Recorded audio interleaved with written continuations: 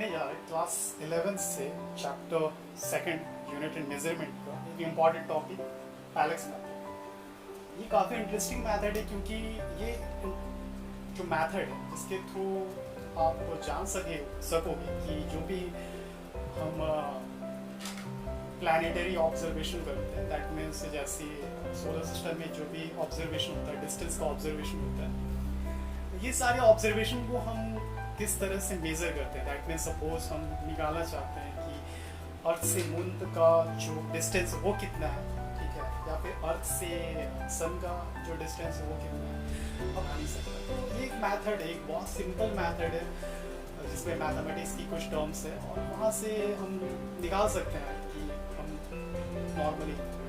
तो ये काफ़ी इंटरेस्टिंग टॉपिक है, चलिए इसे देखते हैं। सबसे पहले एक छोटा सा एग्जांपल देना चाहूँगा। मान लीजिए कि या ठीक है, ये कोई है, ठीक है, और यहाँ पे एक पेन रखा गया, ठीक है। मेरा ड्राइंग इतना अच्छा नहीं है, जो भी है थोड़ा सा प्लीज़ अप्रिशिएट कीजिएगा। और ये बॉय है, ठीक है, मैं इसे बॉय लिख दे रहा हूँ। ये बॉय, इसने ये पेन को देखा, ठीक है। तो जब ये वन आइज को क्लोज कर रहा है, ठीक है, तो इसे पेन थोड़ा सा स्लाइड शिफ्टिंग इस तरह से थोड़ा सा दिखेगा, स्लाइड शिफ्टिंग इस तरह से। जब ये इस आइज को क्लोज कर रहा है तो इसे यहाँ पेन नहीं दिख करके अब पेन इसे यहाँ दिख रहा है, ठीक है। तो यहाँ पे जो स्लाइड शिफ्टिंग हो रहा है, ठीक है, आँखों का बंद करने के बाद, ठीक है, तो इसे हम कहते हैं पैलेक्स मैथड, ठीक है। तो ये जनरली आप अपनी डेली लाइफ में भी बहुत बार ऑब्जर्व किए होंगे। तो सबसे पहले हम देख लेते हैं, मान लेते हैं कि बहुत सिंपल सा एक एग्जांपल से मैं स्टार्ट कर रहा हूँ। ये अर्थ है, ठीक है, और ये मून है, ठीक है, this is moon.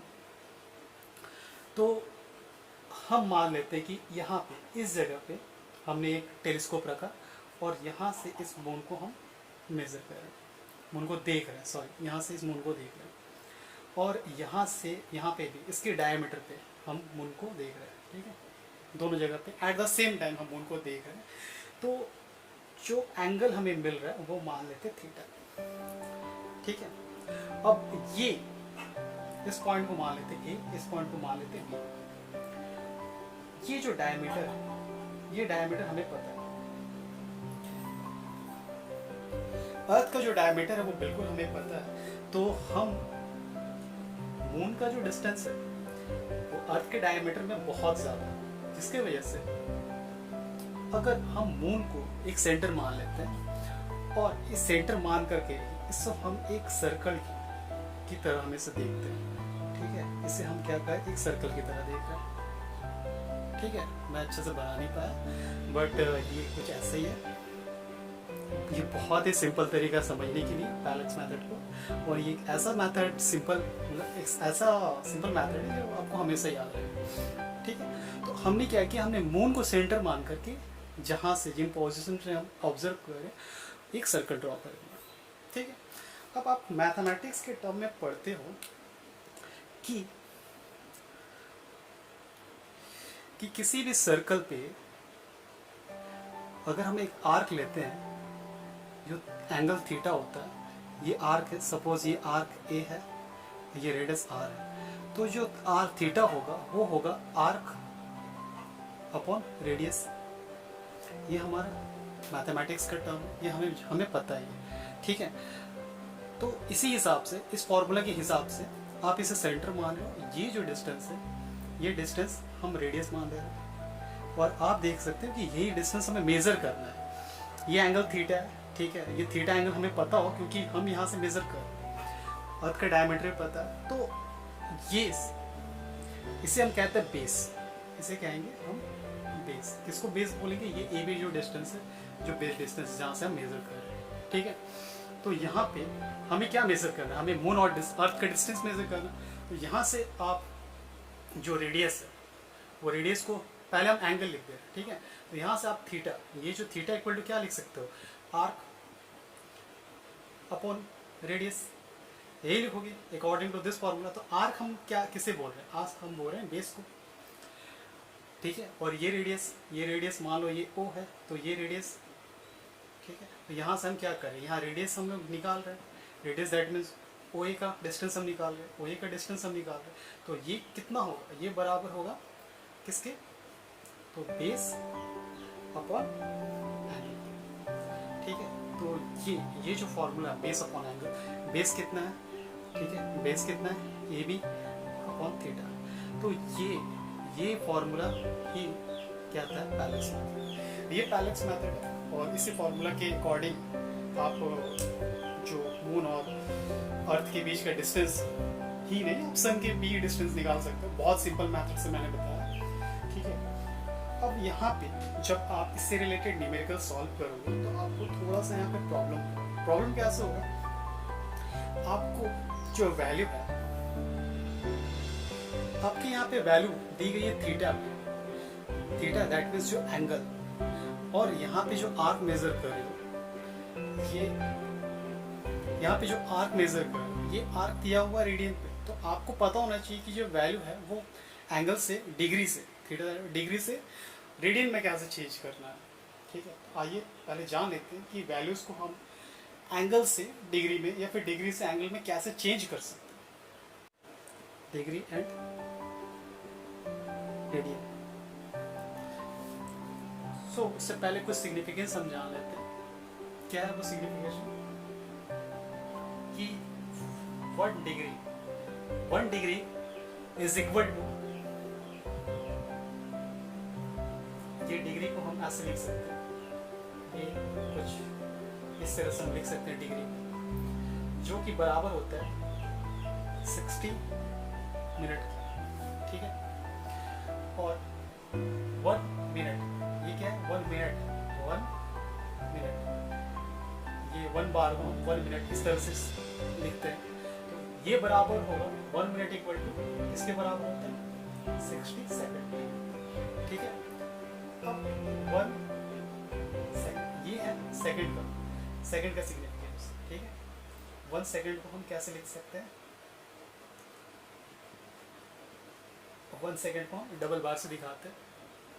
1 degree equal to 60 minute होता है और 1 मिनट इक्वल टू 60 सेकंड होता है। डिग्री को हम इस तरह से, मिनट को इस तरह से और सेकंड को इस तरह से डबल डॉट से इंडिकेट करते हैं, ठीक है।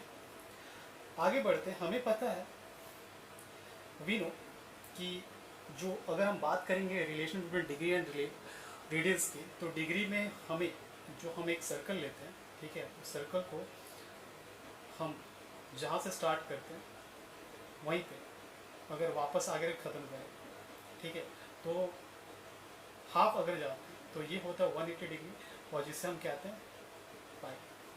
फिर से हाफ आते हैं तो हम कवर करते हैं 180 डिग्री, और जिससे हम कहते हैं पाई।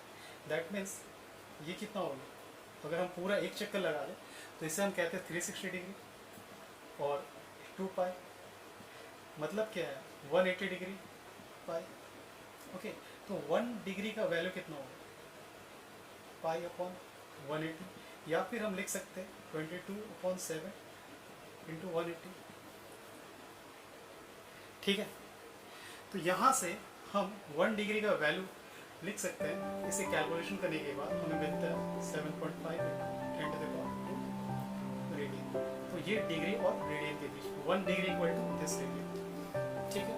अब हमें पता है कि 1 डिग्री इक्वल टू होता है 60 मिनट, 1 डिग्री इक्वल टू होता है 60 मिनट। तो यहाँ पे 1 degree equal to 60 minute, okay, 60 minute जो कि बराबर है 1.745 इंटू 10⁻⁻² रेडियन के, ठीक है। तो यहाँ पे हम 1 मिनट इक्वल टू क्या लिख सकते हैं, 1.745 into 10⁻² radians upon 60, that means 1। इसे हम सॉल्व करेंगे तो हमें क्या मिल जाएगा, हमें मिलेगा रेडियंस 1 मिनट का, 1 मिनट और रेडियंस के बीच रिलेशन, जो कि लगभग नियरली इक्वल टू होगा 2.91 के।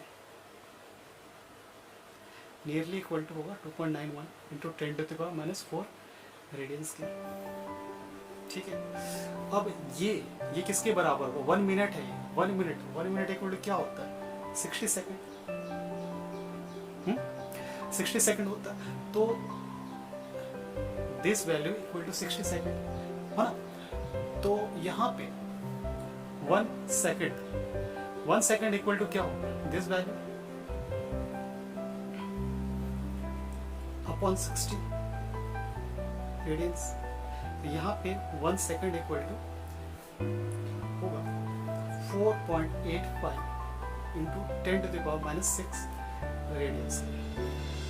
ठीक है, तो ये रिलेशन है। कभी भी आपको बोला जाए कि 1 सेकेंड को रेडियंस में 1 डिग्री इक्वल टू, आप यहाँ हमेशा याद रखेंगे ये होता है 1 डिग्री, और 1 सेकेंड एक का वैल्यू होगा ये 1 degree equal to 1.75 into 10⁻⁻², 1 minute equal to 2.908 into 10⁻⁴ radians, 1 second equal to 4.85 into 10⁻⁶ radiance.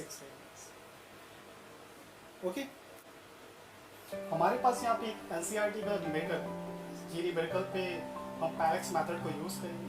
यहाँ पे बोला गया है कि मून और अर्थ के बीच का जो एंगल है, मतलब हम अर्थ को मेजर कर रहे हैं, अर्थ के दोनों पोल पे हम सपोज ये टेलीस्कोप लगा के देख रहे हैं, मून को देख रहे हैं, तो जो एंगल बन रहा है वो एंगल बन रहा है 1 डिग्री 54 मिनट्स। ठीक है, और अर्थ का डायमीटर है 1.276 इंटू 10⁻⁷ मीटर। ओके, तो ये सारे जो वैल्यू है वो गिवन है। हम यहाँ पे ये मान लो अर्थ है, ठीक है, हम अर्थ के ए पॉइंट और ये बी, इन दोनों पॉइंट से हम मून को मेजर करें। ठीक है, मून को देख रहे हैं, तो यहाँ से दिस इज मून। ठीक है, ये एंगल थीटा है जो कि क्वेश्चन में गिवन है, कितना है ये एंगल? 1 degree 54 minute. और अर्थ का हमारे पास जो डायमीटर है, ठीक है, डायमीटर भी हमारे पास गिवन है, वो डायमीटर कितना गिवन है? तो 1.276 इंटू 10⁻⁷ मीटर। ठीक है, यहाँ से हम निकालते हैं। सबसे पहले देख लेते हैं कि एंगल कितना है। एंगल हमारे पास है 1 डिग्री 54 मिनट। यूनिट्स का ध्यान रखेंगे, यूनिट्स को चेंज करेंगे। 1 डिग्री इक्वल टू होता है 60 मिनट, तो यहाँ पे हम 60 मिनट लिख रहे हैं प्लस 54, तो हमारे पास टोटल आ जाएगा 114 मिनट। अब इसे अगर हम चेंज करते हैं सेकंड में, तो हम सेकंड में चेंज करेंगे तो हम मल्टीप्लाई कर देंगे 60 से, तो ये हो गया 6 सेकंड। तो 1 सेकंड इक्वल टू हमें क्या मिलता है?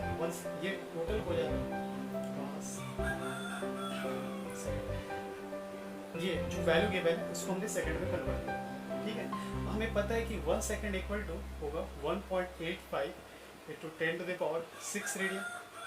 ठीक है, तो इतना रेडियंस, इतने सेकंड्स को हम यहाँ पे मल्टीप्लाई कर देंगे। ये हमारे पास टोटल वैल्यू रेडियंस में आ गया। ठीक है, जो एंगल्स था, एंगल्स को हमने डिग्री में कन्वर्ट किया। यहाँ पे ये degree 1 degree equal to 60 minute और 54 मिनट, टोटल मिला करके ये हो गया 114 मिनट। अब इसे हमने सेकंड पे कन्वर्ट किया, सेकंड में कन्वर्ट किया तो हमारे पास टोटल इतने सेकंड्स हैं, और 1 सेकंड इक्वल टू इतना रेडियन होता। तो ये सारे वैल्यू को इस वैल्यू के साथ मल्टीप्लाई कर दिए, हम सारे वैल्यू हमें रेडियन मिल गया।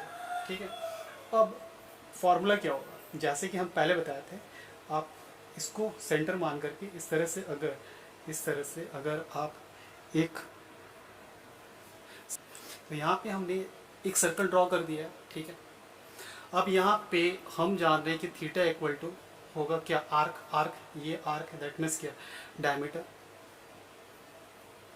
अपॉन रेडियस, जो ये है, ये डिस्टेंस है, तो ये डिस्टेंस हम ले रहे हैं। यहाँ पे डिस्टेंस में रेडियस लिख दे रहा हूँ, क्योंकि यहाँ पे भी रेडियस लिखा है, यहाँ पे रेडियस, ये रेडियस हमें निकालना है। ठीक है, रेडियस दैट मीन्स ये डिस्टेंस ही हम लोग निकाल रहे हैं। तो यहाँ पे मैं क्या कर रहा हूँ, ये जो रेडियस है, मतलब जो डिस्टेंस हम निकाल रहे हैं, ठीक है, ये पूरा सर्कल मैंने बना दिया, तो ये रेडियस बन गया, देख रहे हो, ये रेडियस बन गया। ठीक है, और रेडियस दैट में, अगर हम रेडियस निकालेंगे तो डिस्टेंस हम लोग को मिल जाएगा, वही है, ठीक है, हम लोग रेडियस को ही डिस्टेंस कहते हैं, ठीक है। तो यहाँ पे हम क्या लिख सकते हैं इस जगह पे, डायमीटर हमारे पास कितना, डायमीटर है हमारे पास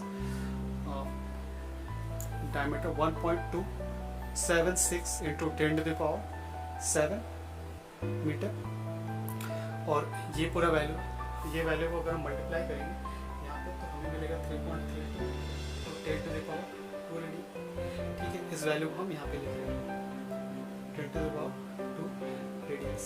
तो इसे सॉल्व करने के बाद हमें जो डिस्टेंस मिलता है, दैट मीन्स जो डी मिलेगा, ये डी हमें मिलेगा 3.84 इंटू 10⁸ मीटर।